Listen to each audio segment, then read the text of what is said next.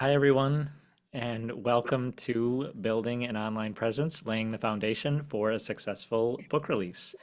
I'm Colin Mustful. With me is Melissa Makrowitz.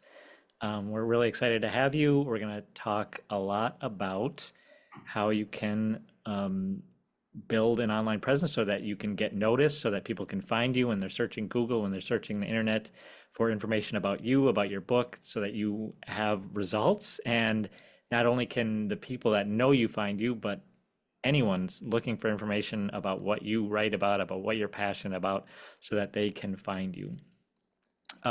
This is the first time we have put together this workshop. We're going to keep things fairly informal. We're not a large group. We have looks like 7 attendees with us, so you can open your cameras if you want. You can open your mics if you want. If you're not speaking, I would ask that you keep your mic closed just so there are no distractions. But anytime you have a question for us, if we get talking a little bit too fast, just ask us to slow down and explain things a little more if there's something you don't understand. Or even if you have some input that you're like, oh, well, this worked for me, something that we might miss. There's really an endless number of things that we can talk about as far as building an online presence. And we're going to try to narrow it down for things that are practical, things that you can actually use. I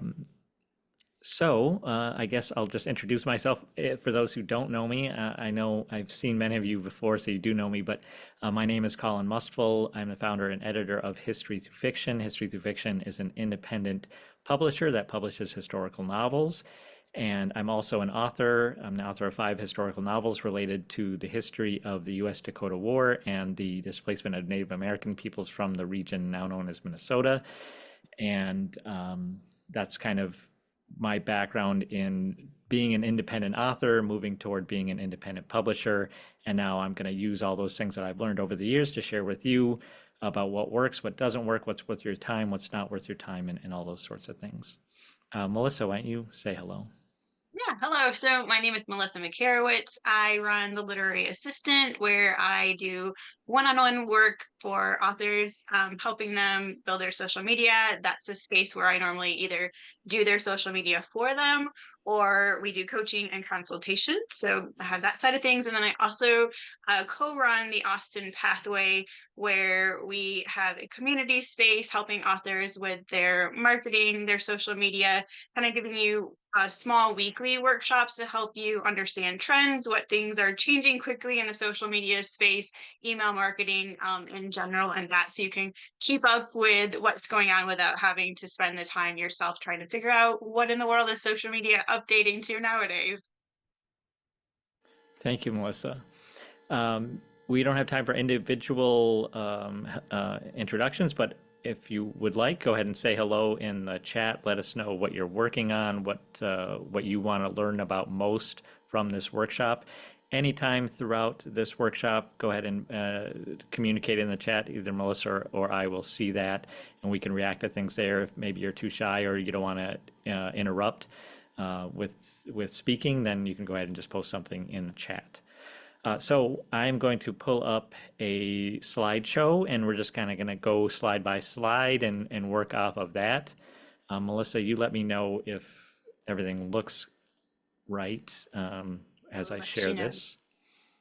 So, and have to say, I'm very excited because I see a few of you with pen in hand already. So you are ready to take notes.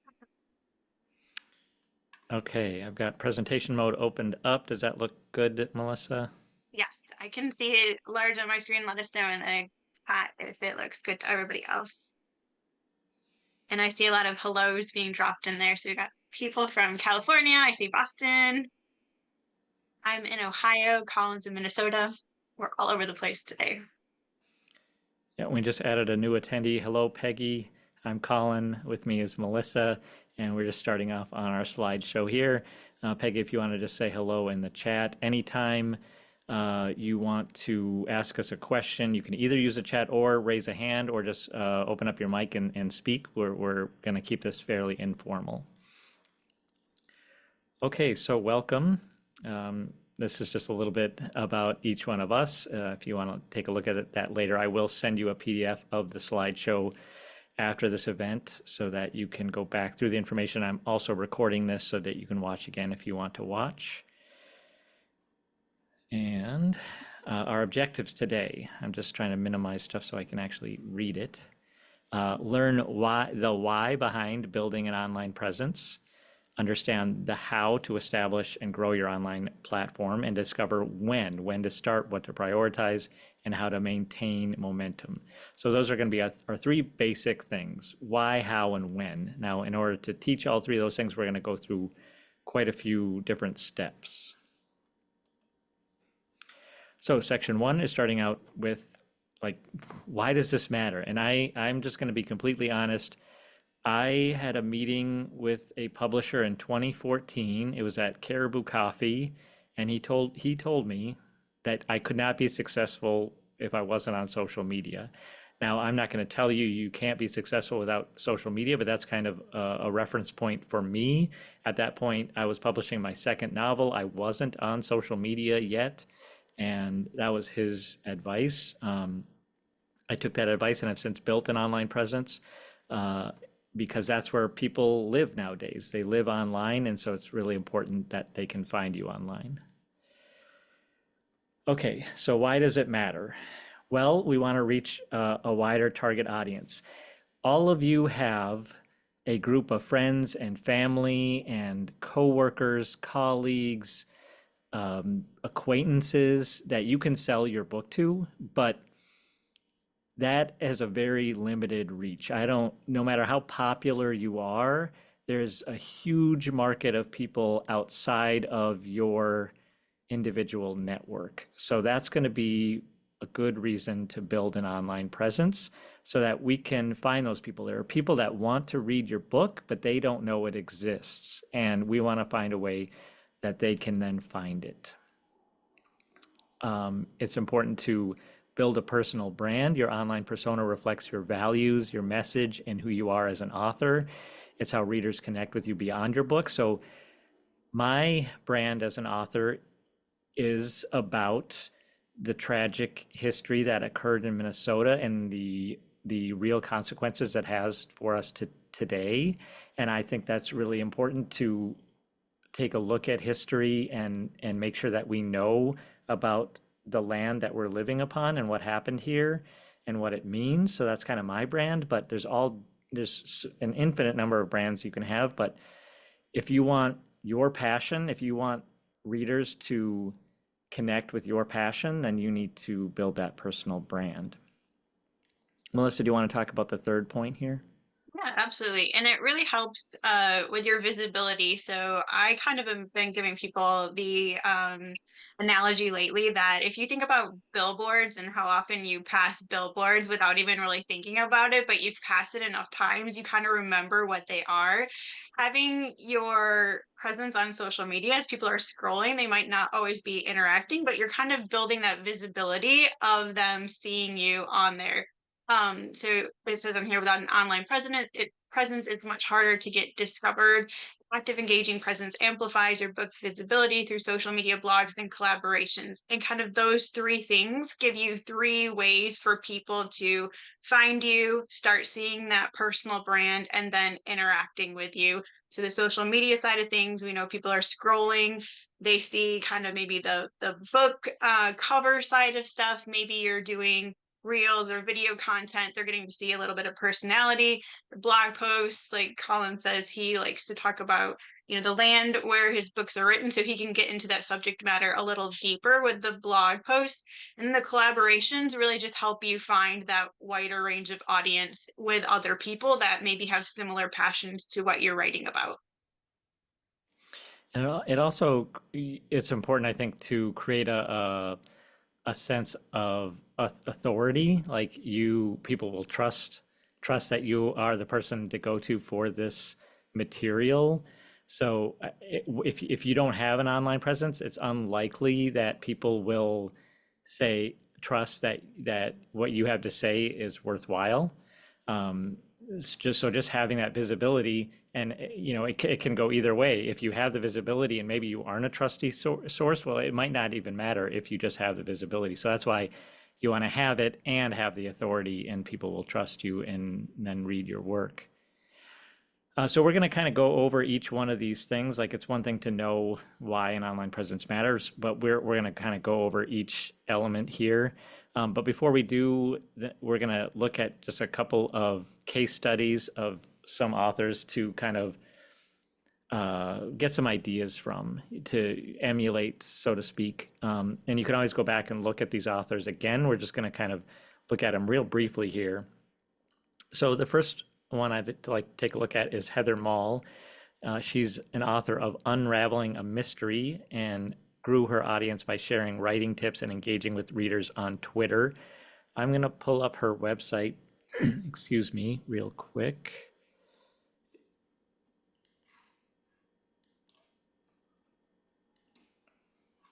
Okay, Melissa, can you see the website, or was it You can maybe see the not? website. You Yeah, can't? Oh, you yes, we can? can see it. Okay. I thought maybe I was only sharing the one thing. You're good.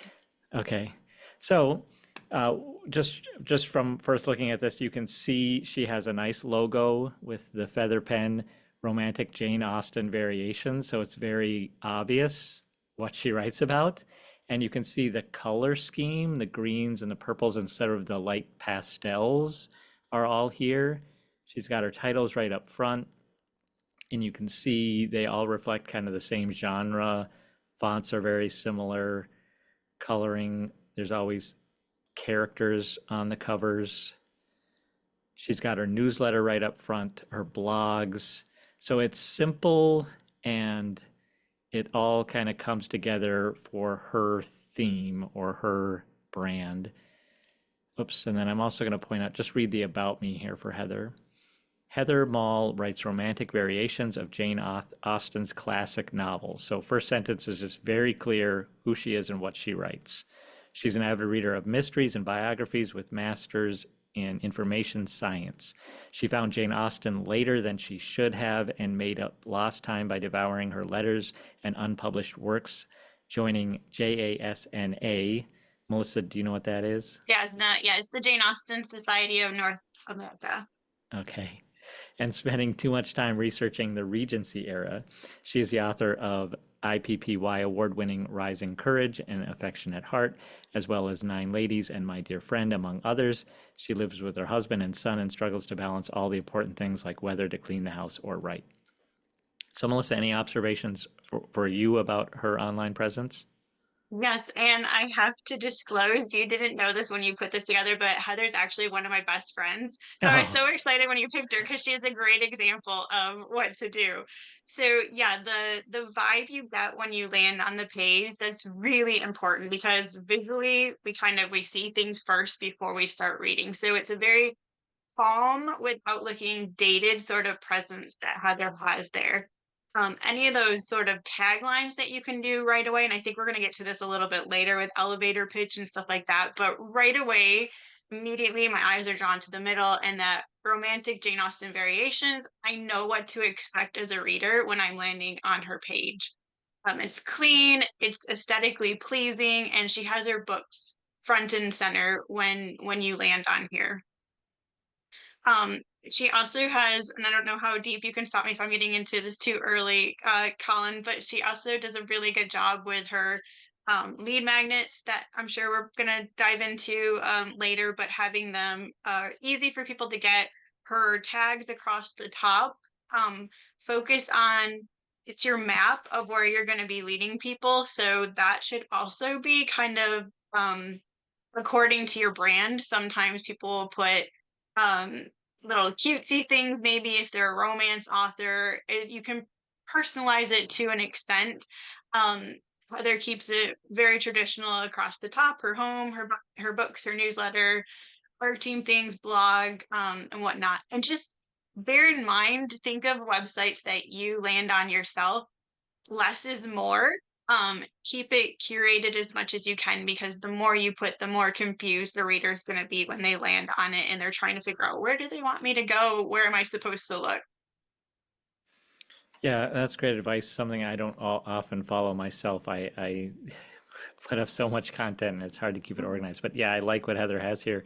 And I never even thought of how the on what the menu on top kind of leads you through what she's looking for from the visitor.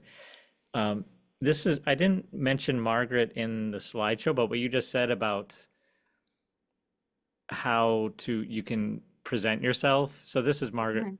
Pinard, who's an author I had on my podcast, but you can see hers is a little more kind of fun Yeah, and informal. And I think, let's see, her about, very whimsical, a little bit yeah, more, but I'm welcome to, guessing historical in some sense because it kind of has that vibe of like handwriting with a quill pen almost. mhm. My name is Margaret and I'm a writer, but you knew that. So here, she's kind of being funny. So yeah, you can kind of pick whatever suits your personality best and express yourself. The Kind next of author, think along the lines of how we see trends in book covers, and there's a reason behind that, so readers can see the cover and almost instantly recognize what genre the book might be. Do the same thing with your website as much as possible. And when someone lands on your website, can they sort of get the vibe of what genre you're writing? so the next author I had is Fiona Davis. Fiona is a historical fiction author who leverages Instagram with stunning visuals and behind the scenes glimpses of her writing process. So here's just a couple screenshots. I've got a screenshot of her Instagram and a screenshot of her website. So let me go back to the website. I love Fiona's books. And I think Okay. she's a great example of she's a little Mm-hmm. bit different and stylistically, um, because her books have a little bit different vibe. You'll see the difference between Heather's a little bit more pretty, romanticized version of things, and Fiona's is a little bit more bolder colors, classic style to it.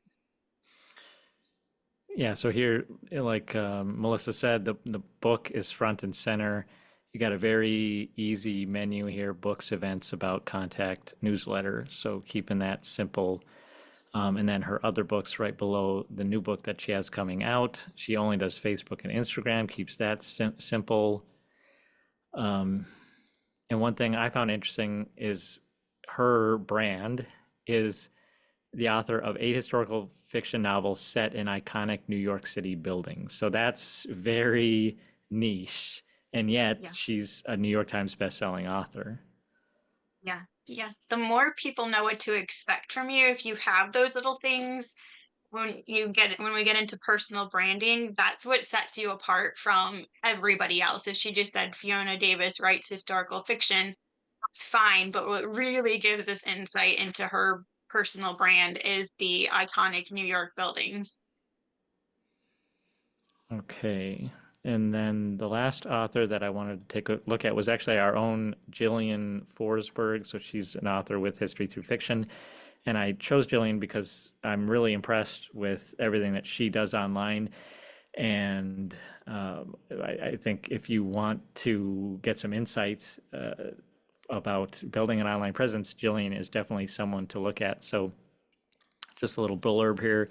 She thrived by using personal storytelling and connecting authentically with followers, building a loyal fan base across platforms. So I think that actually says it really well because Jillian, she's comfortable sharing her life on there. So she shares stuff about her work. You can see in the screenshot of her Instagram, author of The Rhino Keeper, The Porcelain Menagerie, Bridal Store Owner, Wichita. So she also shares things about being the owner of a bridal studio. You can see in her, what are these things called, Melissa, on top of the Instagram, the categories? I am going completely blank right now that you asked Okay. that. Uh, But It'll come to me in a bit. she's got author life, marriage, felines, fashion, grief, gunny Highlights. I sacks, think that's what they're highlights. called. Okay. Yeah. So you don't have to share all this personal stuff, but a lot of people will connect with you and be interested in more than just what you write.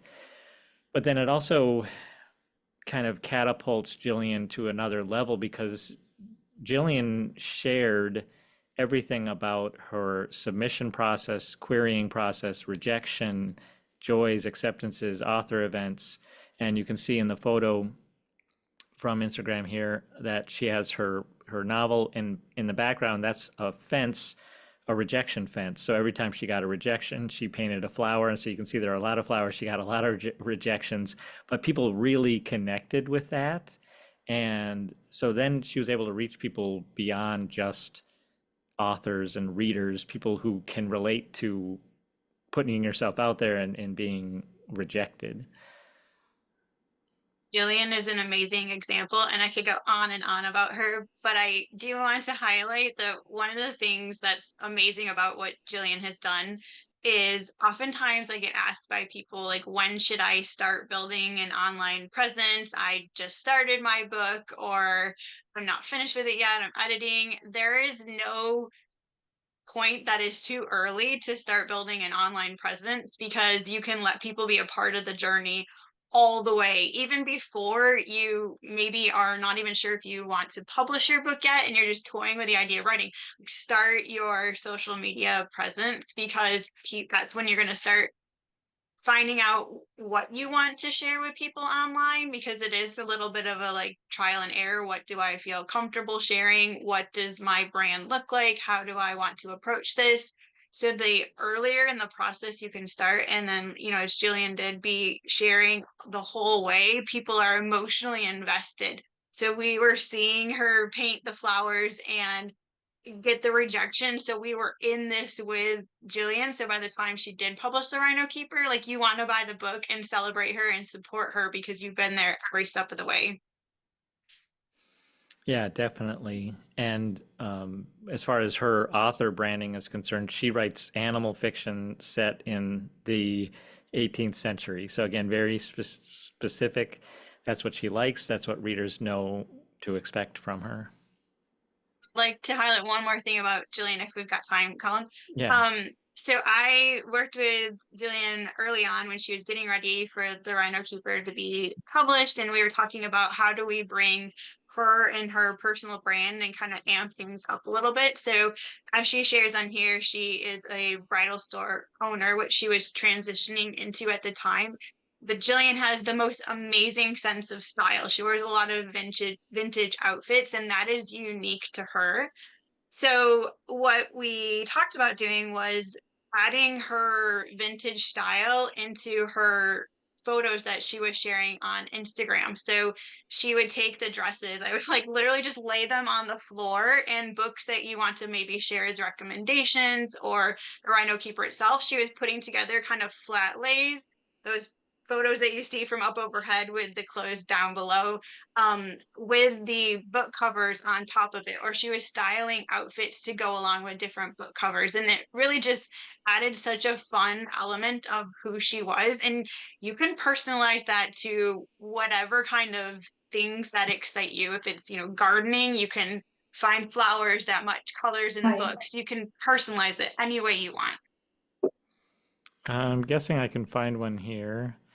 Yeah, Um, it might be a little bit down now because it was before her release, but you'll see some photos of her. There's one right there. We just yeah. passed up Oh, a little here's bit with the one. stars. Here's one. If you go up a smidge, Oh, there's yeah. the moon. Yeah. So you can see the reflection of stars in the light, and then the dress that she picked and little stars to go with it. And it's unique to her. Yeah, it's really neat, and it kind of brings a wider audience, and it kind of creates just another level to the reading experience, to the reason that someone might be interested in this case, The Stars and Their Light by Olivia Hawker. And it's just fun. Fun to show your personality and get people to see that.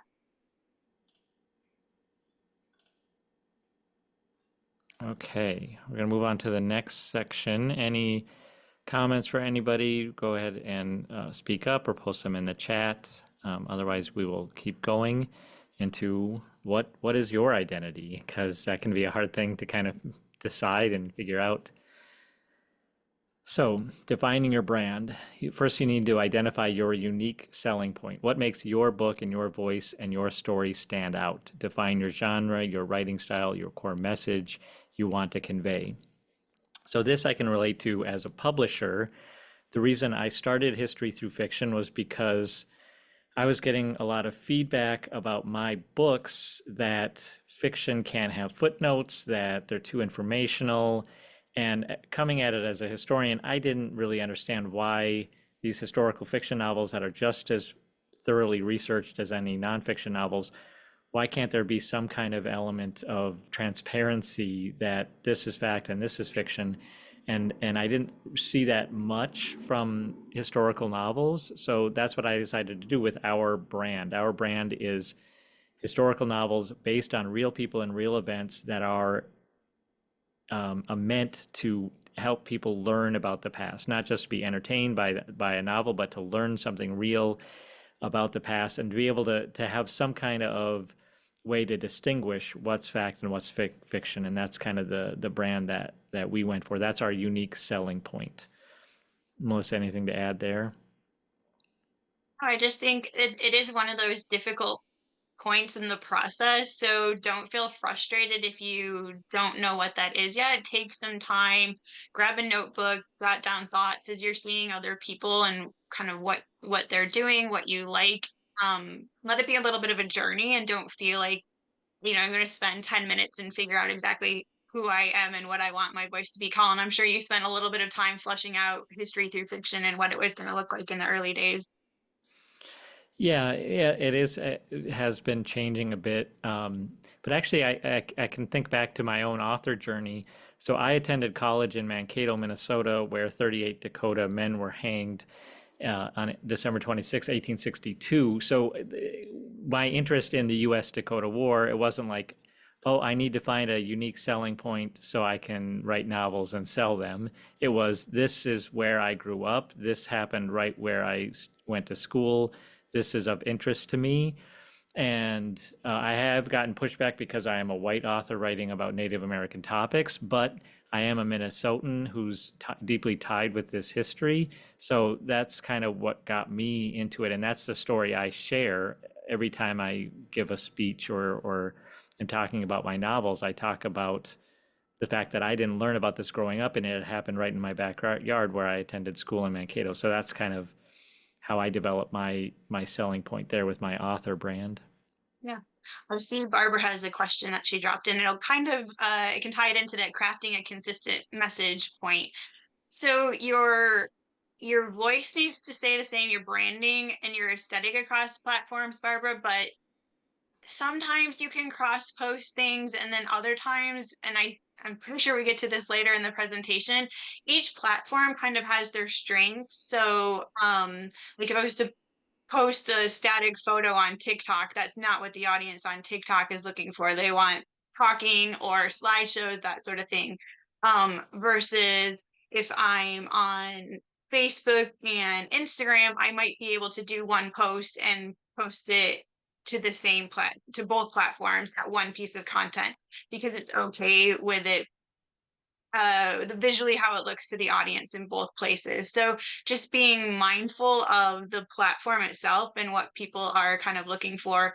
I wouldn't take a static graphic and put it on Twitter or X because people are looking for more of a conversation with words on that sort of platform. Does that answer the question?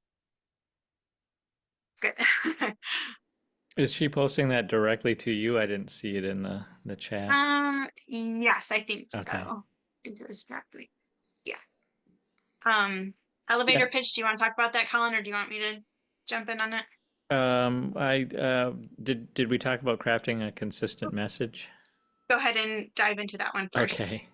Uh, So this one is challenging. You want your message to be consistent so that, and we kind of talked about this a little bit, so that readers know what to expect for you. So you want to develop a unified voice and aesthetic across platforms.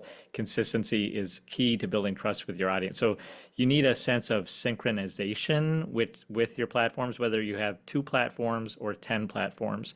So with History Through Fiction, I rely on our logo, which is kind of a darker brown and has kind of a trusting feel to it.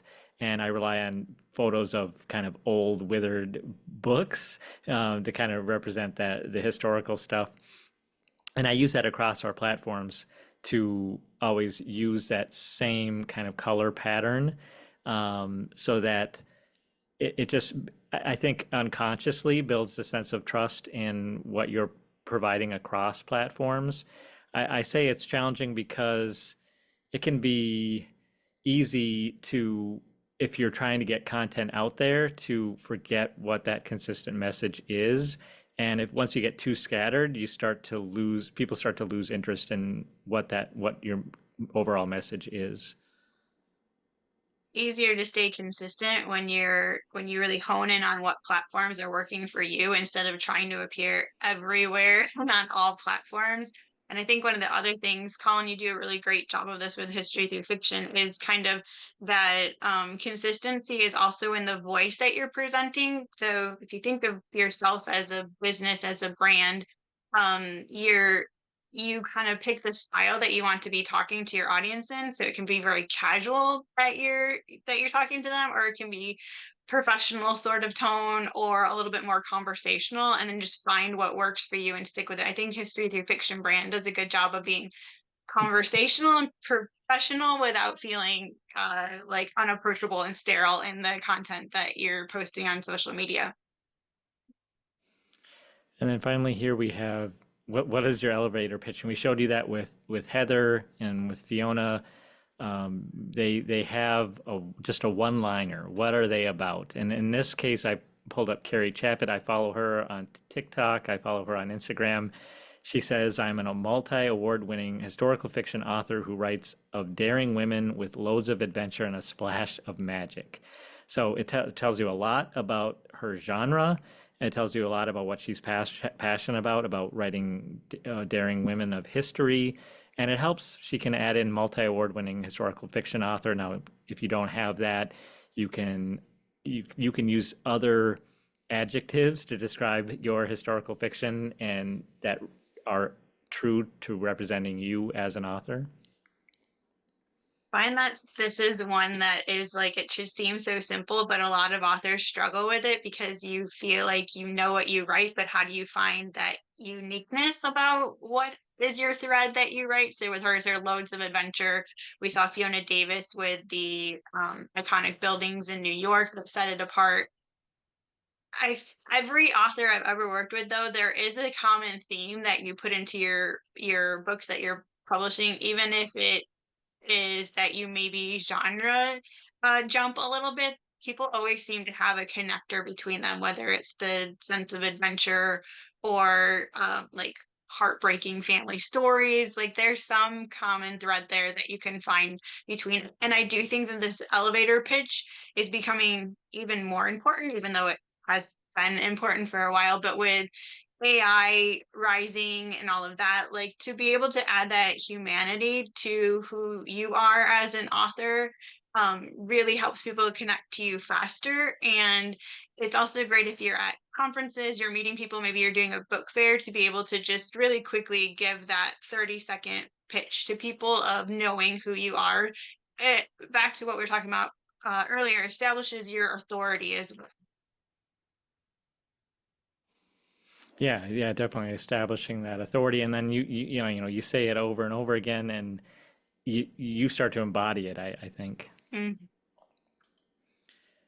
Okay, choosing the right platform. So we could probably talk forever about this. There's really an infinite number of platforms to choose from. I put some of the most popular ones up here. So starting with Instagram. Instagram is when I was and when I first started out as an independent author, Instagram did not appeal to me because I didn't wasn't I don't take selfies. I'm not constantly taking pictures and videos. I'm just writing books. It didn't seem like I would have much to share there, but there's a lot more flexibility to Instagram than what I was aware of. So it is a visual platform. It's great for sharing behind the scenes, book aesthetics, and short form content. So book aesthetics would be like what we showed with Jillian with the dresses. Like you can get very creative in how you do that. Behind the scenes, if you want to show your workspace, if you want to show a research trip, if you want to show a museum trip, a book you're reading, anything anything like that, and it's a lot easier for people to like that and engage with that if they just are looking at an image than a block of text on Facebook or something like that. Um, Anything you want to add about Instagram, Melissa? Yeah, I think it's a great middle of the road option for a lot of people if you don't feel like TikTok is your space and you maybe want to venture out of Facebook, because it gives you the ability to do your photo kind of post, but then you also have Instagram Reels where you can do talking style videos if you want to start talking to the audience. You can do more aesthetic type if you want to, film, you're out on a run or something and you want to do a voice overlay. You can really play around with a lot within Instagram. And the features, they just keep adding more and more to it. So it can be a great kind of test the waters if you've been on Facebook and you're looking for something new to venture out to. And I'm new to Substack. Melissa's been using it for a while. Yeah. It's perfect for longer form content, newsletters, and building direct relationship with your audience. Use it to share updates on your writing journal, personal stories, or sneak peeks into upcoming books. So I'm really impressed with Substack. I was on Twitter for about 10 years, and I had two separate platforms or two separate accounts on Twitter. One was Colin Muswell, the author. The other was History Through Fiction, the publisher. So when I moved over to Substack, I rebranded myself as Colin Muswell, the author, historian, and publisher, and entrepreneur. And I kind of share my personal journey as an entrepreneur and as sort of an industry expert and all the experiences I have in publishing.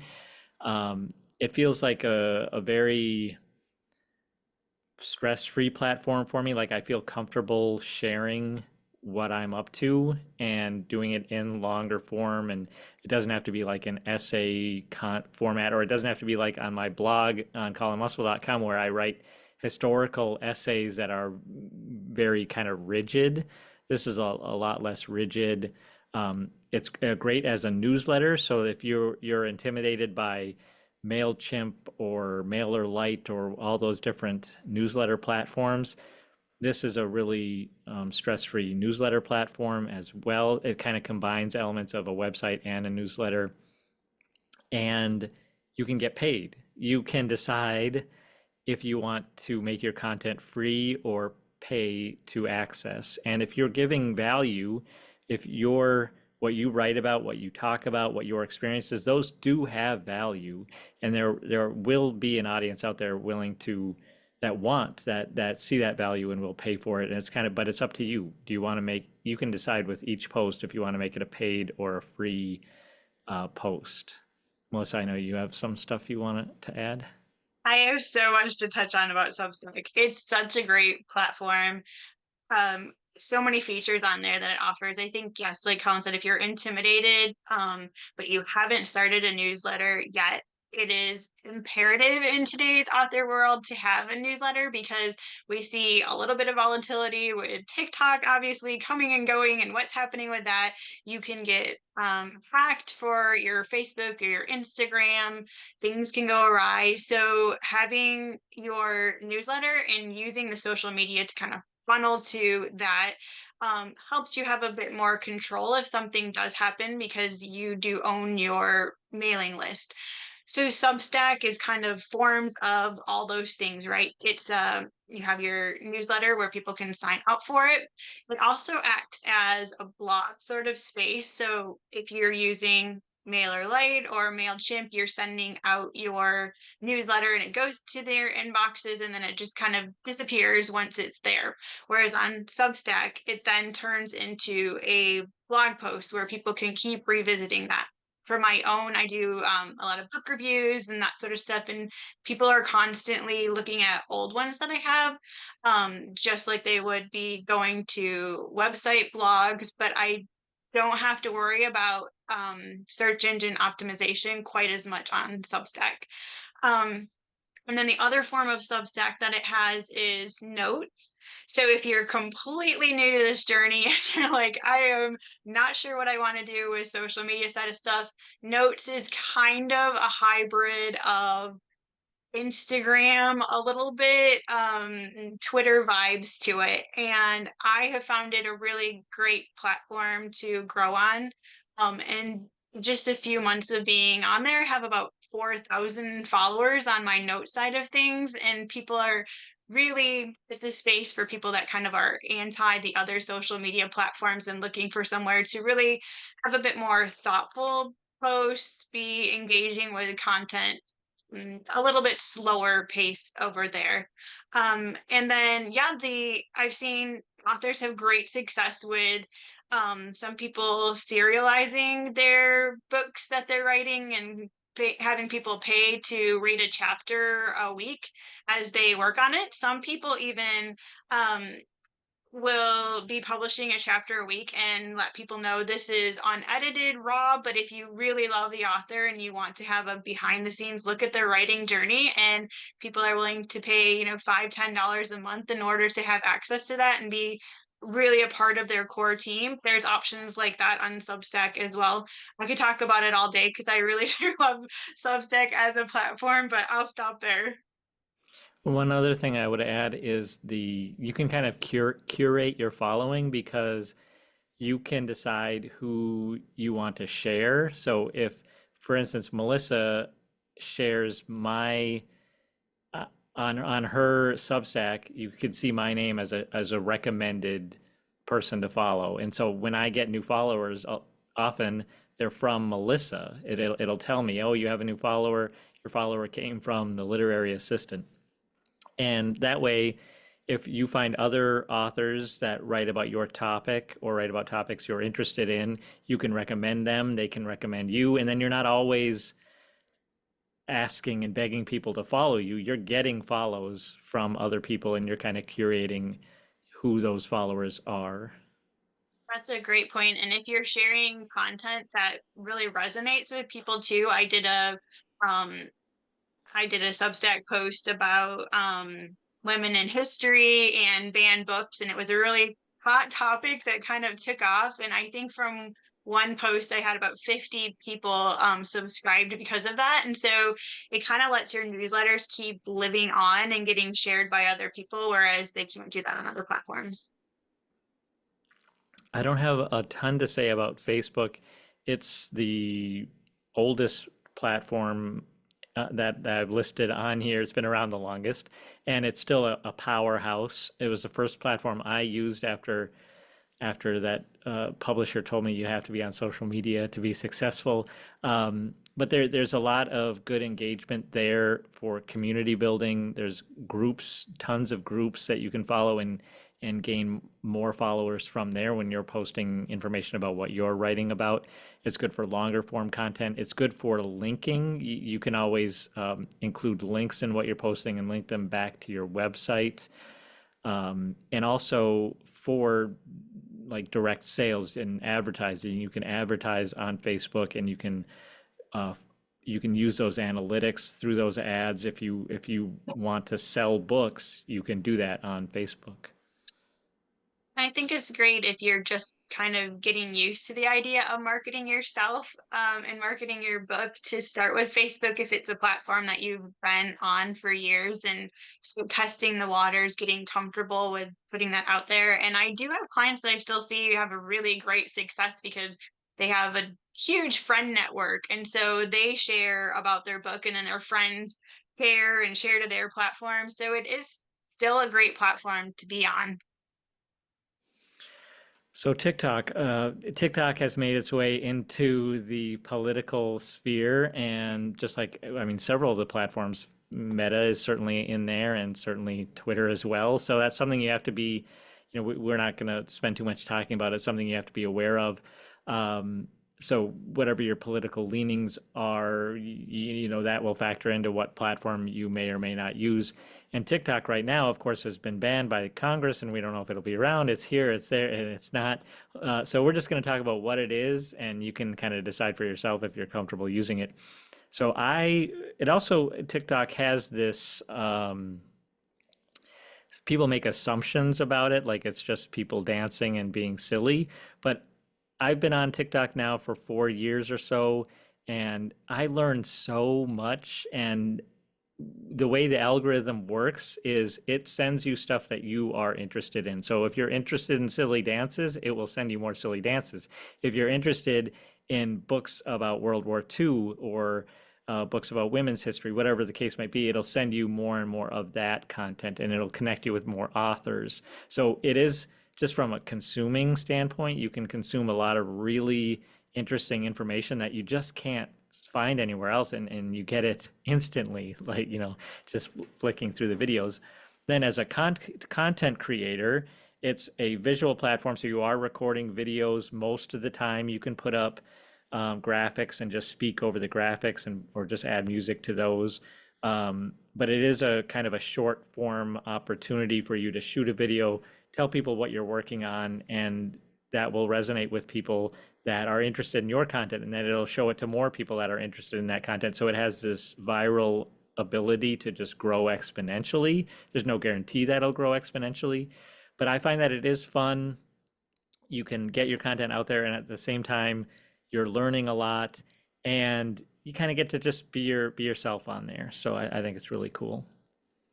I love the versatility of it too. You and I post kind of different content, but we both have found an audience on there. And I do think it's one of the best platforms if you don't mind talking to the camera and engaging with people. It can reward you really quickly if it resonates with people. So I had a post on there of my, I think it was 10 top historical fiction recommendations, and it went to like 13,000 views and had tons of comments and saves so fast because it was something that resonated with people. So if that's kind of easy content for you to produce, for me, I prefer talking to the camera sometimes versus, creating graphics. It's a great platform for that. And it's good practice too, because as an author, the reality is you're going to be in front of people talking about your book. So you might as well get used to it, get a little bit comfortable with it. And finally, I put YouTube on here. I actually, so as an author, I used YouTube a lot when I made every single one of my blog posts into a YouTube video, and I would use images. So my history is 1850s, 1860s. So there's not a whole lot of photos. I would rely on photos I could find and then paintings and things like that, and kind of use a Ken Burns effect where it's zooming in or zooming out, and then I would do the narration over it. So I wouldn't show my face on any of the videos. I would just narrate them, and that was good. People engage with that stuff, and they're able to find my books, find my website. But then there's also BookTube, which I'm not real familiar with. That author I showed you, Margaret earlier, Margaret Pinard, she uses BookTube, but there's a huge audience of readers on YouTube. And if you can reach them, you will find people that want to read your books. I think it's a good place to post book reviews and really engaging community. I think that once you do find your community, they'll really engage with you a lot. You can do live events on there, so it doesn't just have to be recorded videos, but you can schedule these live events, and people will show up and they'll interact on there. YouTube has so many billions of users; it's unbelievable. Are you much more familiar with it, Melissa? Yeah, so I use that for my Jane Austen Literacy Foundation side of things, but I do think YouTube is great if you aren't maybe as interested in other social media platforms and you want to sort of go with longer form content, and it does live a little bit longer shelf life than the posts on social media. You're posting a bit more consistently and things are other people are posting and you're scrolling, whereas a YouTube video can kind of have a shelf life for years to come. You can be sharing it to other places 2 years later for people to be checking out. So it does have some great longevity features, I think. And as well as, like you said, it does have a thriving community of readers. So if you can find your people, it can do really well for you. Okay, I know this is a lot, and like I said when we started, I mean, we could probably do a whole workshop on just social media. So we'll leave it at that. If you have questions, certainly ask us. Melissa did put together a guide for social media for authors, so I will be sending all of you a PDF of that document after the workshop, and you can kind of look into it more for yourself. The important thing is don't don't feel overwhelmed. Just look at each one, see which one you're comfortable with, and then just start trying it. And you don't have to stick with it. If it's not working, then you can drop it and move to another one. Okay, website. Uh, I I think as important as social media is, I think the most important thing is having a website because whenever I'm searching, every time somebody sends me an email that says, "Hey, would you guys like to share this book on history through fiction?" The first thing I do is look for the author website, and if I can't find one, I almost just give up right there.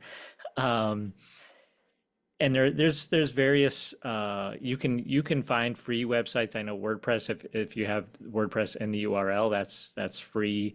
And a lot of websites now are you can have just a basic website that's very simple, very cheap. It's not hard to get a website, an author website going. So I think, as Melissa said earlier, even if you don't know where this is going, even if you don't know where this is ending up, get that URL, that domain, have your website and have it up there.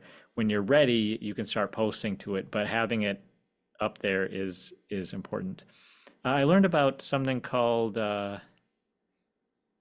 can't remember what it's true. There's a website for authors where you just put in your bio and your ISBN, and it will use AI to just create a basic website. Have you heard of that? I can't think of the name now. I have not heard of that. Well, anyways, let's go over the essentials here. So we saw with Fiona Davis's website and Heather Mall's website. I didn't show you Jillian's, but there's some very basic stuff. So you want a landing page first of all with your book, with a little bit about you, with your overall aesthetic, so that readers know what they get a sense of your genre and what you write about. But you're going to want an about the author where you share your bio, your writing journey, a way to connect with your audience. You want a very basic bio, one that has that branding in it, that elevator pitch. And then, I mean, it's totally up to you. You can share a few paragraphs more about yourself and your personality and all those things, but I think it's really important to have at least a one paragraph bio that's kind of quick and to the point. A blog, I think, is really important, and this is one thing that I find a lot, maybe a little bit of resistance to from some authors because they want to be writing novels. They don't want to be writing their blog. But guess what? You have a blog in you if you're doing the work of writing a novel. All that stuff you're doing, that's content that you can be putting on your blog, whether it's something related to research, some of the challenges of your research, some of the history involved in your book, craft elements, things you're learning about craft, about how to write dialogue, or anything you're coming across. It's not difficult to then just reformat that and put it on the blog. And the reason you need to do that is sort of an SEO thing, search engine optimization, because just because you have a website, you need it to be discoverable, and it won't be discoverable if you're not putting content up there. Now you have to be careful because you don't want to just put a bunch of random content on there. You want it to be useful content, you want it to relate to you and your book, and you want it to help then drive traffic to your website. Is this making sense, Melissa? Yeah, I think it's one of those things that people feel like overwhelmed, like, oh my goodness, I have to do another thing. But I have a client who writes Gilded Age in the Gilded Age, and everything that she researches that doesn't make it into the books we use for blog and newsletter content. So it seems useless because it didn't make it into the book, but it's typically like crazy weird facts or something like that, and it can get turned into these other pieces of content that you need to make. The shop is, of all the things listed here, I say your shop is the most optional one. You certainly don't have to sell books directly through your website. If you do, then you have to have books on hand to be able to ship. I find that you can actually make a higher royalty off each sale. You make more money off each sale than if someone buys it on Amazon or somewhere else if you're selling directly. Plus, when you have an online store, you're collecting information about your buyers, your readers. You have their email address, you have their names. You can reach out to them again with more content or the next book that you write. And it's just a more personal way. And this is called e-commerce. A lot of websites have e-commerce built in. Sometimes you have to go outside of your website for something like Shopify. But it is pretty simple, especially nowadays. You just have to put in some basic information to get that going, and you can sell directly from your website. One thing that is really valuable is a subscribe, a newsletter, and you can redirect to something like Substack, or you can have a MailChimp, or on my website, Squarespace, History Through Fiction with Squarespace, there's a newsletter built directly into Squarespace. So I don't have to go outside of the website in order to do that.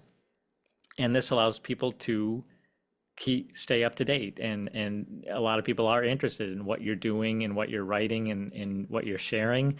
And you want to have that list so that every time you have a new product going out, every time you have a new update going out, you can share it with them. They can then share it with others. And as Melissa said, you don't know what's going to happen on social media. You don't know when something's going to get banned, when there's going to be a political backlash against some platform, or a billionaire is going to buy it. So you don't know what's going to happen to your followers there, but you own your list of followers on your website.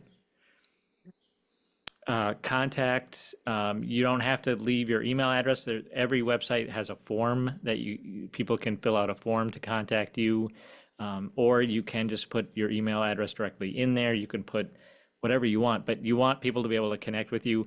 I had the privilege on Saturday of being interviewed by two sixth graders because they were doing a Minnesota History Day project on the Sandy Lake tragedy, which is the topic of my novel, Resisting Removal. So that was really cool that they could find me, they could reach out to me and connect. You can connect directly with people. It feels really good. It's really rewarding. So if nothing else, it's really rewarding when people are saying, hey, I'm really interested in what you're doing.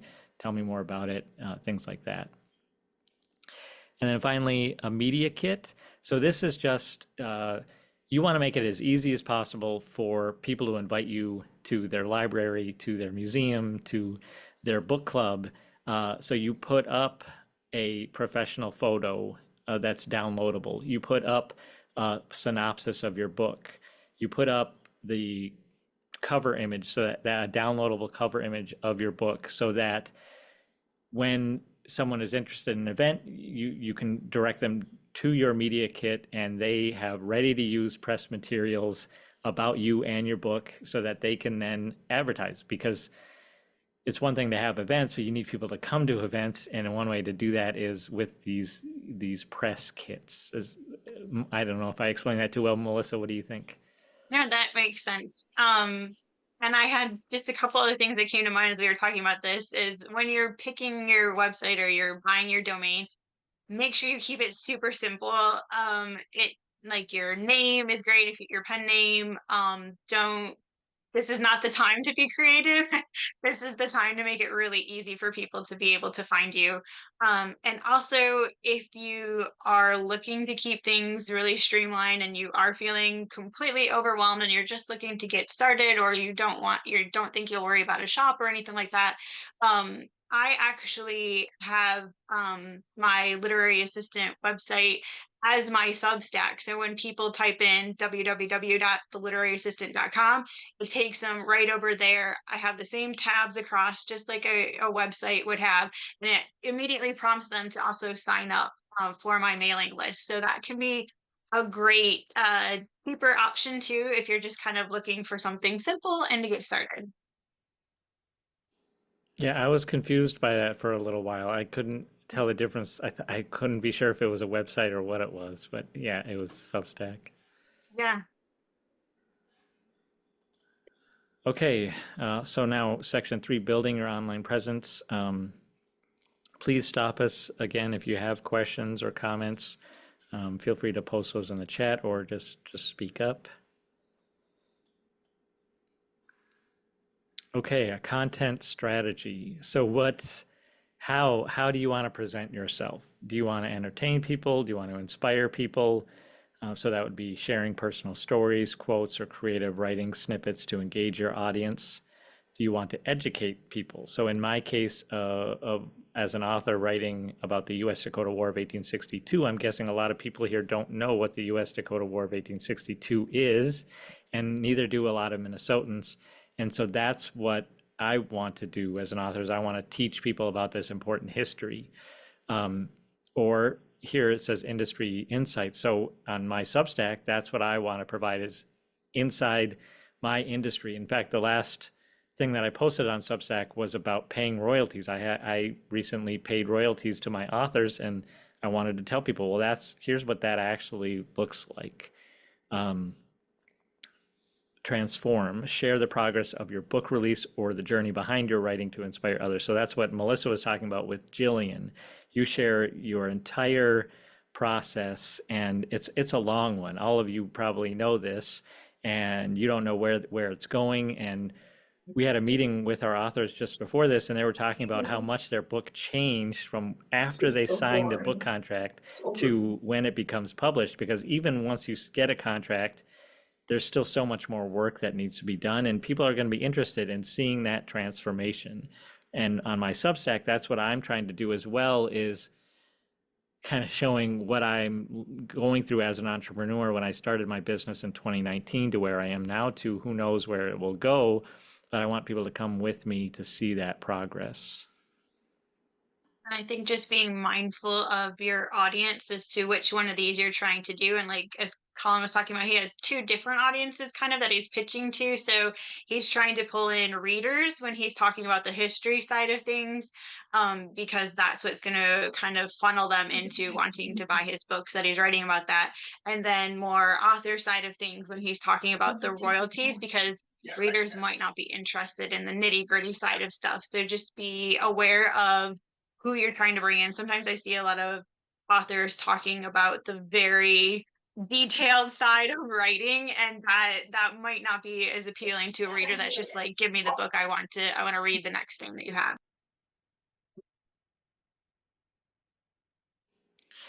Okay, moving to the next slide, frequency and scheduling. So this is really important, especially if you're looking at us right now and saying, well, gosh, how do I do all this? This is crazy.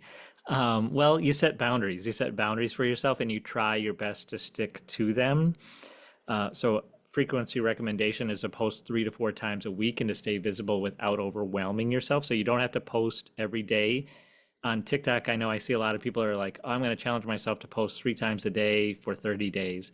You can certainly do that, but as long as you do limit yourself and kind of have realistic expectations, because it can kind of weigh you down a bit.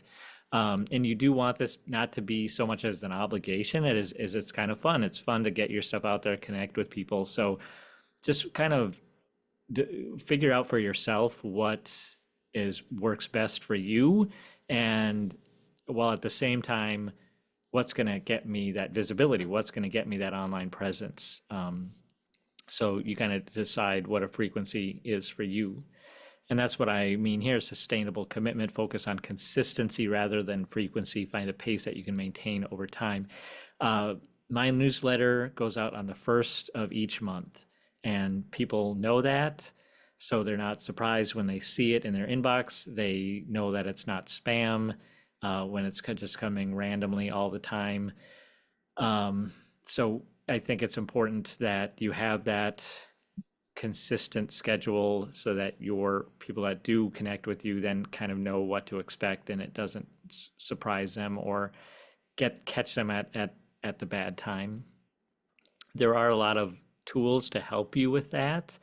I use Meta Business Suite so that on the back end of Facebook, you can actually, there's a calendar where you can schedule posts ahead of time. Melissa and I both use that.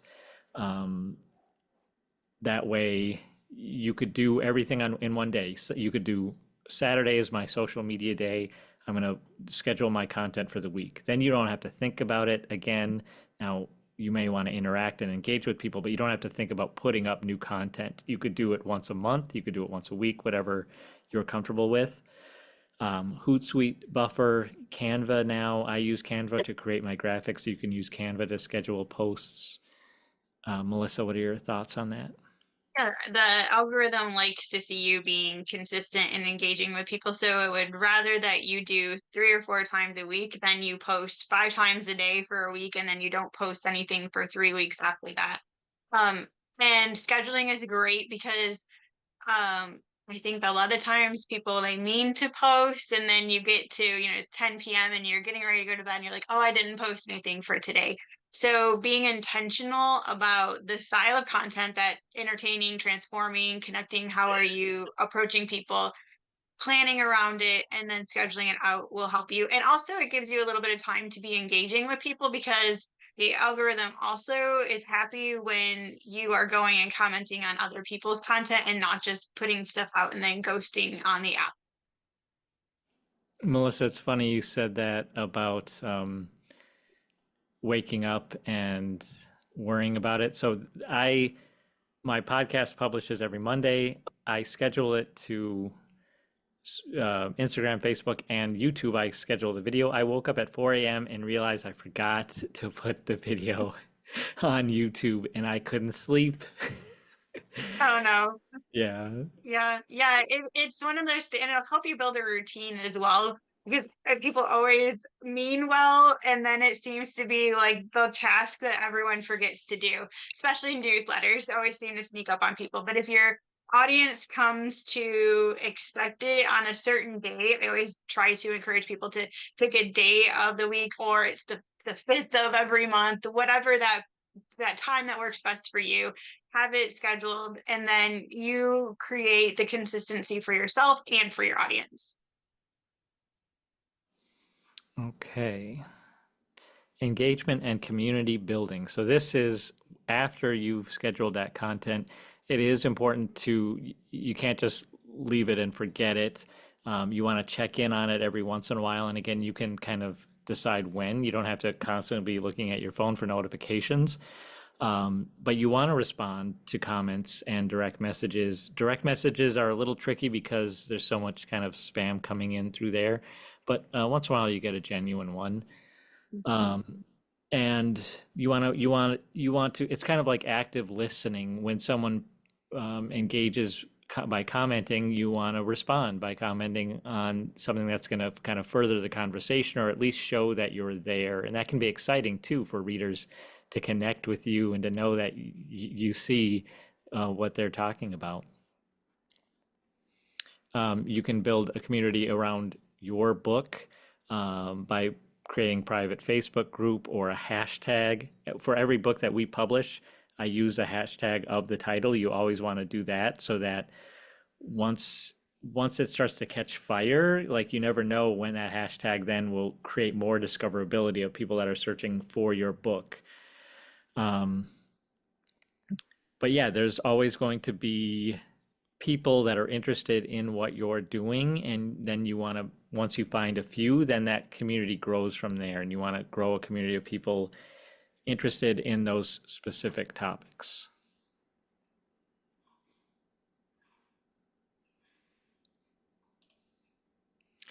Okay, moving on to section 4, maintaining and growing your online presence. So once you've put up your website, once you have your social media, once you kind of decided what you're comfortable using, now how do you maintain and grow from there? Okay, analytics. I am not good at using analytics. There's all kinds of data out there that can help you track what's working and what's not working when it's working. There's all kinds of tools for that on each platform. So whether you're on Instagram or your website or Facebook, they have tools where you can see how much engagement you're getting with each post, and then you can track and decide, well, what's worth your time and what's not. Maybe they're less interested in some of the personal things that you're sharing, but they're more interested in the history related content that you post. So then you want to post more history related content. And you can also look at the time of day. Nobody is interested in a 6 a.m. post, but you get a lot of engagement in the 4 p.m. posts, things like that. And so you can adjust your strategies based on that data so that you get kind of more bang for your buck.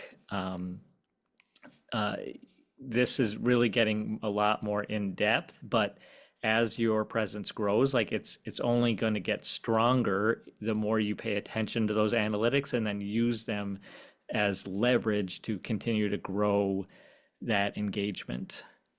And it helps you decide where to dedicate your time. Maybe it's not worth your time doing, maybe Instagram just isn't working. Maybe the analytics are showing that you're just not getting engagement there, but you're getting all kinds of engagement over on Pinterest. They're kind of similar platforms, and for whatever reason, your audience is over on Pinterest. So then drop the Instagram and go over to Pinterest, something like that. Melissa, what do you think about monitoring analytics?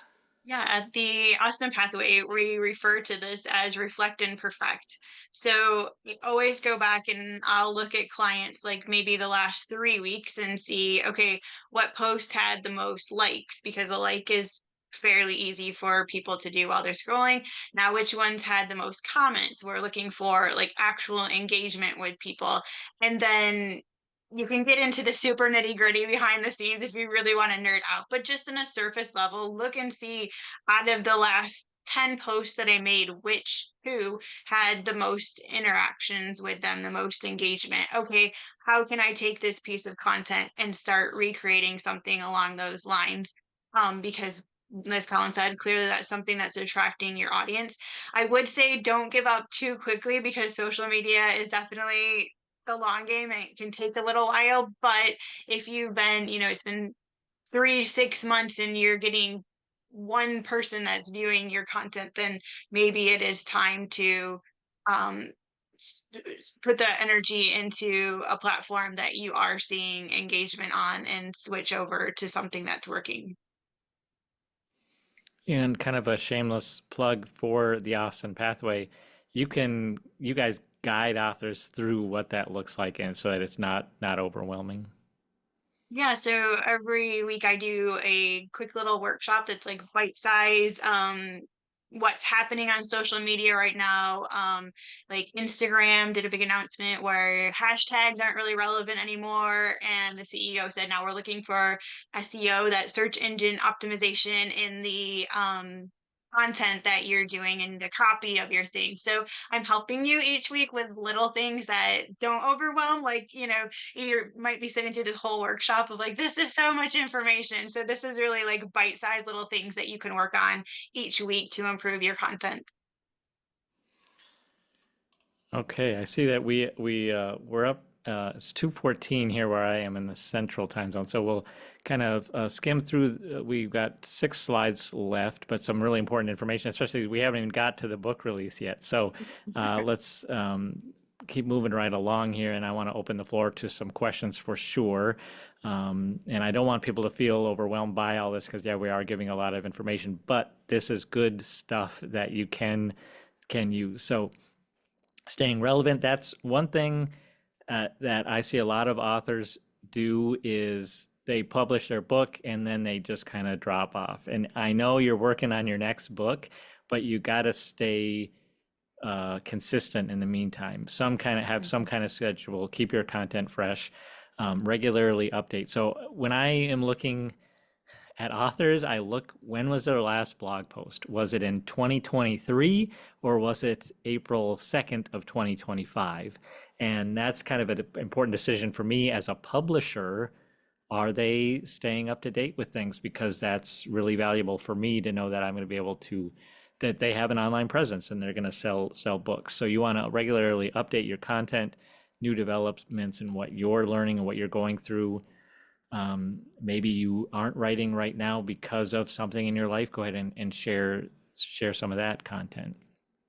You can always reuse content and repurpose it. So anything you publish to your blog, you can repurpose as a social media post.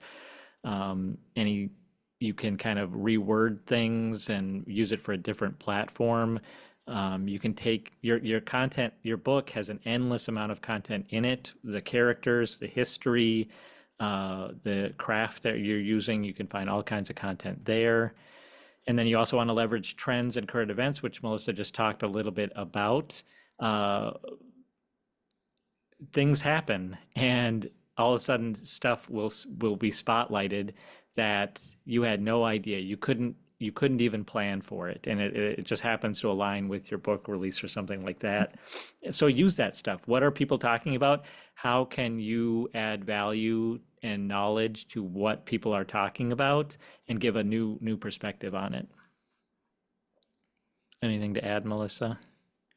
No, just the reusing content. If you have published a book, especially after you publish for a while, you should have reviews coming in, hopefully.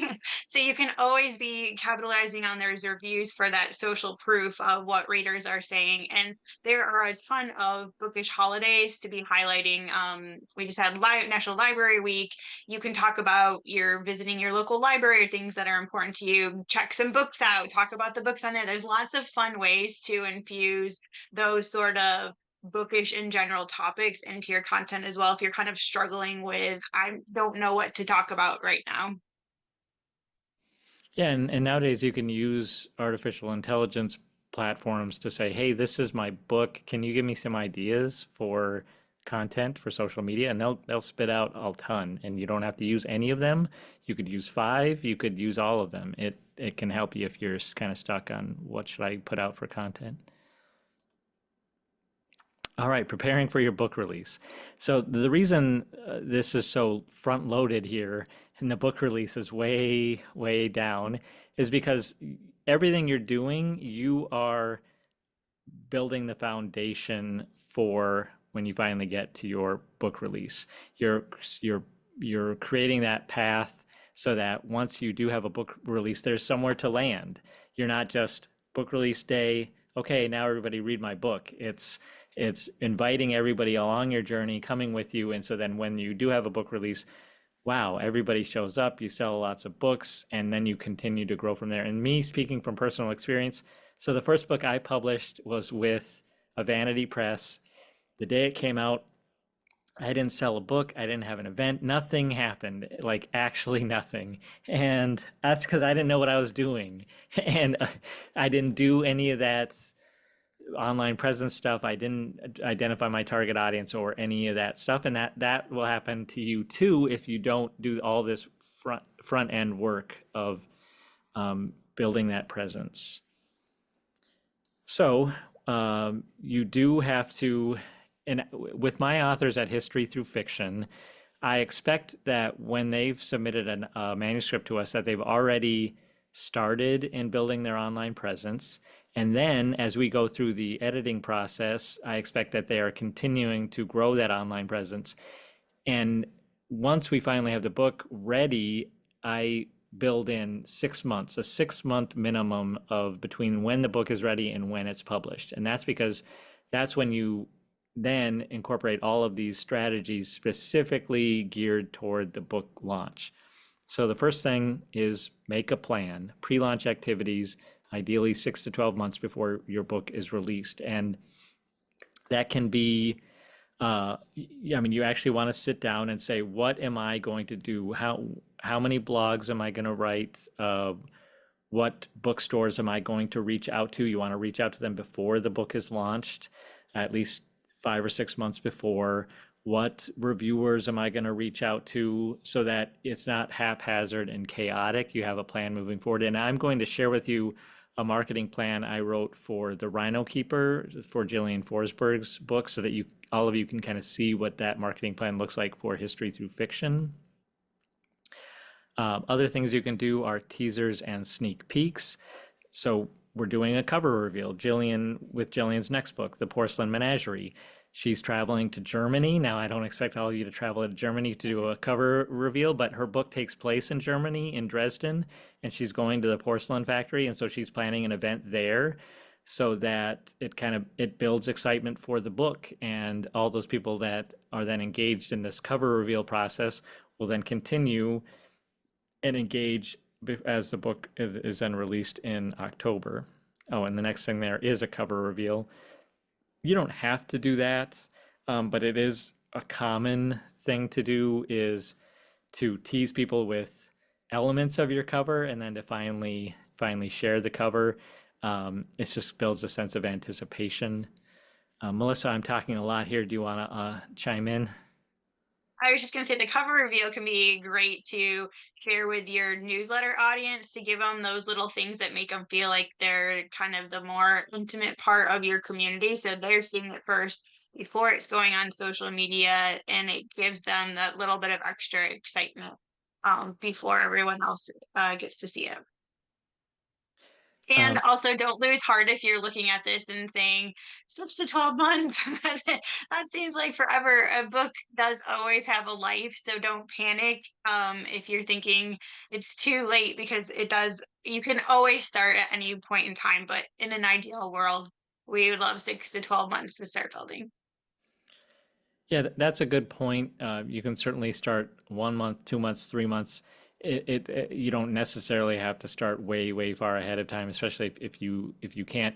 I would say one error that authors make is they're so excited. They want to get their book out there, but if you put it out too quickly, you're gonna oftentimes you'll be disappointed because you won't get the reaction that you wanted, and then what? You just have to start over with a new book, and that's no fun. So you want to give it the best chance possible to reach the widest audience possible, because your work is valuable and good, and there's so many other books coming out every single day. You want to make sure it has the best chance it possibly can.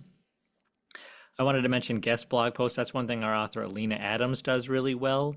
That's when you actually find somebody else's platform. Somebody has built a platform and you say, hey, can I write a blog for your platform? So then it'll be seen by their audience. And that's actually something you can do for History Through Fiction. I have a form. You can go on and fill out the form and say, hey, I'm interested in writing a guest blog post about the Duchess of York or whatever it might be. And if I think, oh yeah, that will appeal to our audience, now all of a sudden you have access to our audience by publishing a guest blog post, and you can do that to a dozen different people, and really it really helps expand your audience and gets you in front of people you wouldn't otherwise get in front of. Just Giveaway, make sure it aligns with your book because yeah. sometimes I see people get so excited. They're like, oh, this person said they would swap with me. And it's like one person's writing a thriller and, one person's writing about England in the 1500s or something. And it does not align with the readership. So just be mindful of that. Giveaways can be expensive, but people love free stuff, and there's lots of different platforms to do giveaways on that's already set up for you, and that can help build social proof. That once you have, if you can do giveaways before the launch, then these people will often post a review, and they'll give you that social proof so that when the book is available, people will see, oh, it's got 5 stars, 4 stars, people are liking it, I want to buy it too. And as a buyer, as a reader myself, I'm always going to look at those reviews to see what people are saying about it. Lives and podcasts are great. And that's kind of the same thing as a guest blog post. If you can get on somebody's podcast, you can then have access to their audience. And there's plenty out there to find. And then advanced reader copies. I use NetGalley because that's where ARC readers live, but you don't have to go there. You just can use social media. Facebook is a good place for that, to find people that will read and review your book. There's even a Goodreads group for ARC giveaways, and that's always a good idea. When your book is published, you want to have a good handful of reviews already there, so that people, when they're looking at it and thinking, how do they want to decide to spend their money, they feel comfortable spending their money on your book because they can see people like it. I would just to tag on the art readers, I would suggest, especially when you're starting out and maybe you don't have readers yet, using Book Sprouts or like Colin said, NetGalley, one of those platforms, because I do manage a lot of art teams for authors, and there is a rise in if you just blanket post on social media, I'm looking for art readers of people taking the book and then pirating it. So just be mindful of that and try to look for reliable sources for finding your readers. Okay, finally you get to the book launch. just make sure you're thinking ahead, you're always planning ahead, and you're coordinating some things, whether you're doing it at a bookstore or a library, or maybe you're just doing it at your home. You may need some event or some help planning that event, managing the event. Do you want to have somebody doing a Q&A with you? Are you giving a lecture? For me, in my books, I'm always giving kind of a historical lecture, and I have a slideshow with that. You want to maximize your visibility by using those platforms you've built to promote your book, and you can coordinate with other authors for cross promotion if there are other authors in your area, if there are other authors that write content that's similar to yours, maybe they're willing to share about your event. I do this with Jill George, who's a client of Melissa's.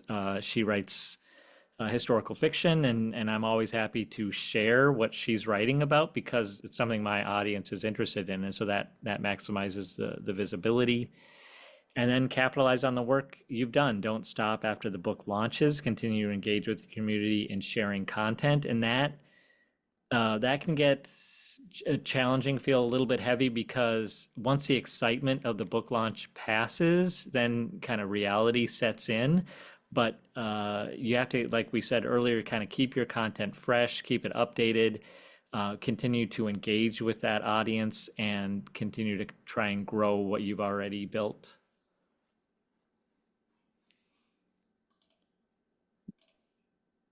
Okay, so we went through a lot of stuff here. You don't have to use all of it, but hopefully you gained some insight into stuff that you do want to use. So important points are start earlier. The sooner you begin building your online presence, the more time you'll have to grow your audience. And just like Melissa said earlier, you don't know what's next. You want to be like Jillian and just start feeling your way through it, putting yourself out there, creating your own narrative arc that people can connect with and follow along your journey no matter where it's going. You want to plan, so set clear goals and map out the content and your strategies.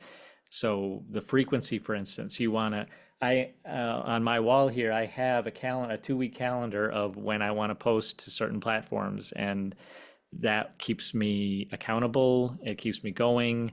Um, and you'll see in the marketing strategy that I send out to you, it's called a marketing campaign. That, yeah, I've thought ahead, and the dates that I want to do this, and the dates that I want to do that, and what platforms you do it on. It'll just keep you organized, and it'll help you see your progress. And finally, enjoy the process. This doesn't have to be work. This is what you are passionate about. We're just trying to help make sure that that passion has a place to land, that people do see it, and that you have the rewarding moments like a couple of sixth graders saying, "Hey, we want to talk to you about your book for our Minnesota History Day project." That's really cool. I actually I got a free new editing client, who lives in Bayfield, Wisconsin. Same thing. It's she saw my book Resisting Removal. She's writing a book about the history of Madeline Island between 1795 and 1855. It relates to my book, and so she found me, and now that leads to more that I can do related to that history and what I'm interested in. Melissa? Yeah, just have fun with it. I have to say, I love social media. I know it has its downsides that some people see in it, but truly some of my absolute best friends that I'm now texting friends with, I met just talking about our love of books, and we connected because of that. And from the business side, a little bit different than author side, but it really, you can grow so quickly when you have people seeing what you're doing, and it feels like they're a part of the journey, and then they share that with other people. The same for your book. If people are seeing what you're writing and they know, oh, I have a friend that loves to read that, they're sharing it with them, or another author that wants to connect because they have a podcast and I'd love you to be on that. Just making yourself visible is all part of the fun and the process and the journey of being an author, being a creative. So enjoy it. Okay, and there's our contact information. So please definitely feel free to reach out to either one of us. I will be sending you this slideshow as a PDF. I'll send you that social media guide that Melissa put together, and I will show you that marketing campaign. And the replay. So I'll follow up with all of that stuff.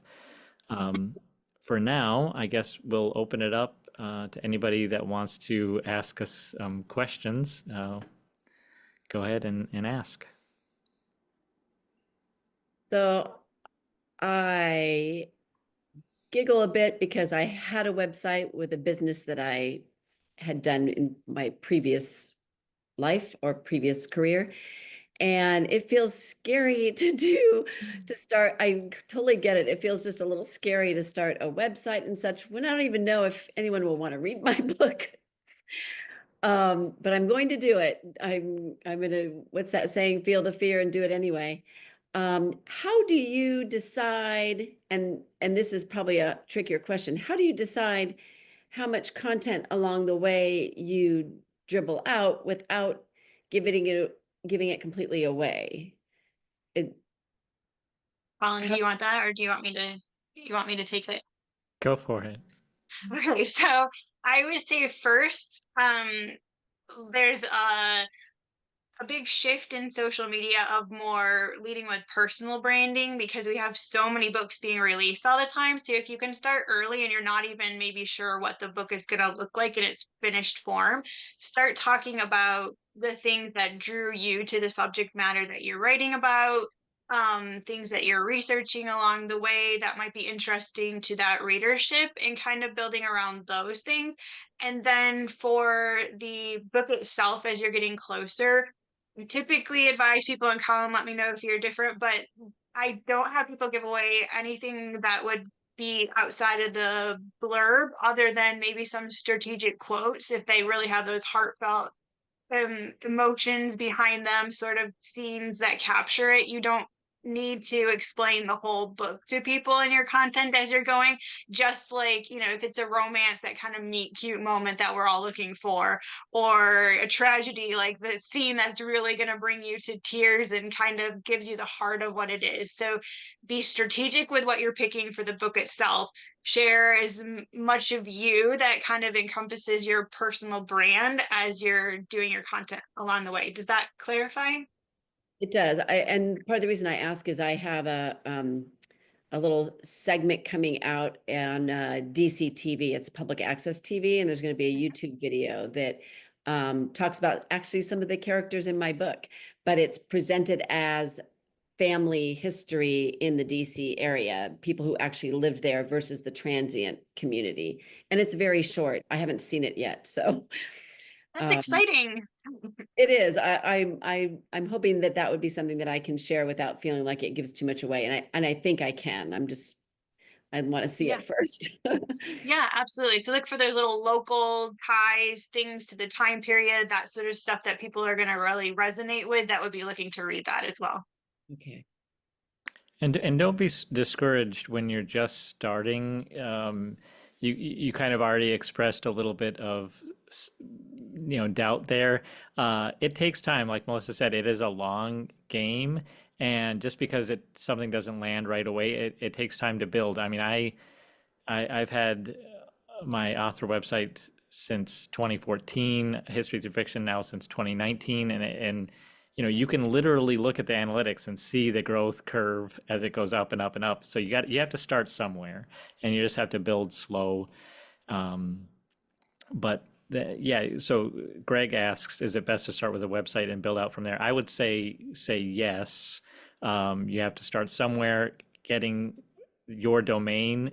So gregsanford.com, for instance, maybe that's taken if that's a more common name. My name, Colin Musful, is unique enough that I was able to use it. So you might say gregsanfordauthor.com or something like that, uh, so that you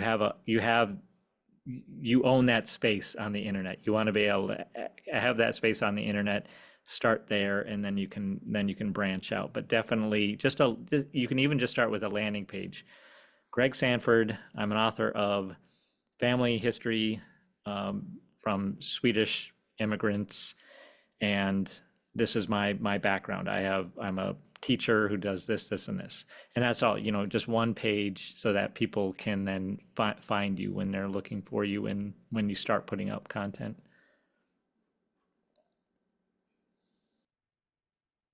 I didn't hear you there, Melissa. Oh, sorry. I think Elizabeth, did you have your hand raised for a question? Did I see it earlier? Maybe I was mistaken.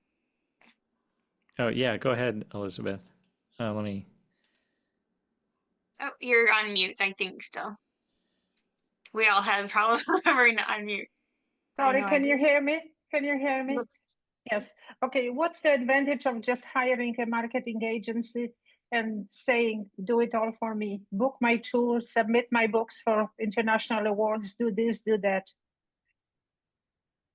Well, you can definitely do that.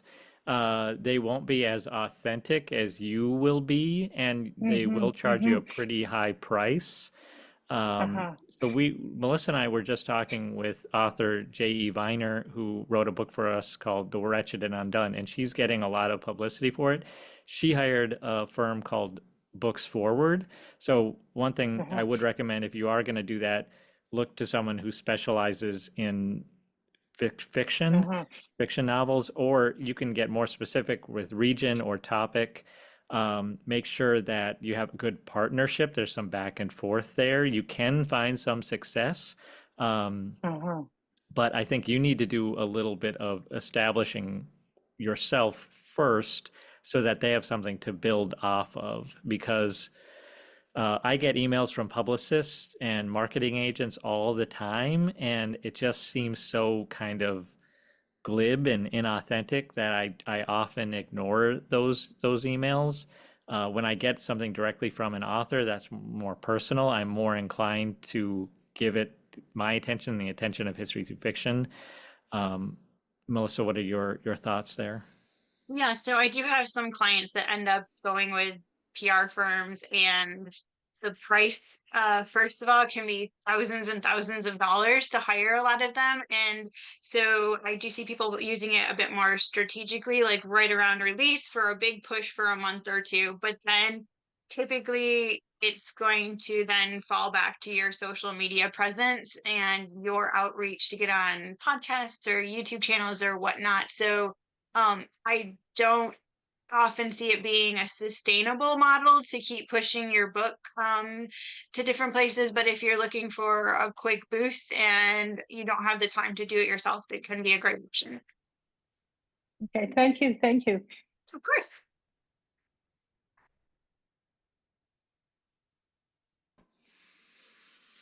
Any other thoughts or comments? While we have you here, Melissa, are you someone who can help us to establish our brand identity in terms of just even a landing page for graphics and colors and to get to know, say, an individual author and what that brand identity might look like. Like with Jillian with the bridal shop and her cats and her sharing her life and the rejections and all. Is that something you can help with to establish, this is who I am and how to create that brand identity that's unique?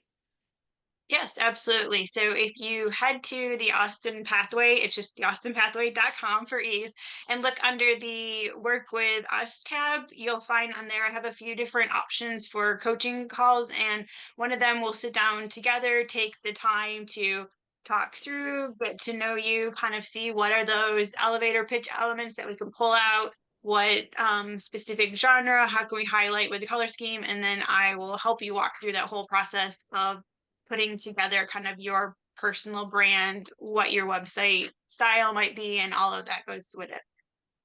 Great. Yeah. It's one of those, I feel like it's like therapy a little bit. Is sometimes it's hard to see it for yourself and you have to, somebody else is asking you the questions, because so often you would not believe how many calls I get on with people and they say, I have nothing interesting about myself. I'm like, everyone has something interesting. I mean, even Colin, the way he shares a little bit of personal things about himself and working in the pizza shop, and he had some fun TikToks he was doing with pizza delivery things, and it adds that little extra element that, as Colin, the historical fiction author, people might not remember, but oh, Colin and pizza, like it personalizes him in a new way. Yeah, and I think it is easier to have someone from the outside pull those things out of you than you trying to do Yeah, it yourself sometimes. I do the same. I'm like, no, I don't have that much interesting about me, but everyone does. Thank you. Thank you, Colin, for putting the link in there. Sure. Okay, well, I guess we'll leave it at that. I really appreciate everyone for attending this workshop. I hope you found it useful, insightful. You're able to pick out a few things that will work for you in building that online presence. We want all of you to be successful, and I guess I'll just leave by saying that all of you have something unique. You have a voice to offer. You just need to help people find that voice and that value that you bring forward with your book and with what you're passionate about. Thank you, Yes, thank Colin. you so Thank you much. very much. All right, have a Lisa, good. at the worksheet that Colin's sending out, it'll have my contact information at the bottom there, so you can reach me at the literary assistant or the Austin Pathway. Wonderful. And thank you, everyone. Yeah, Thank you. I already know I want to work with you. thank you. All right, bye everybody. Bye. Bye-bye. Nice to meet everyone. Nice to meet you too.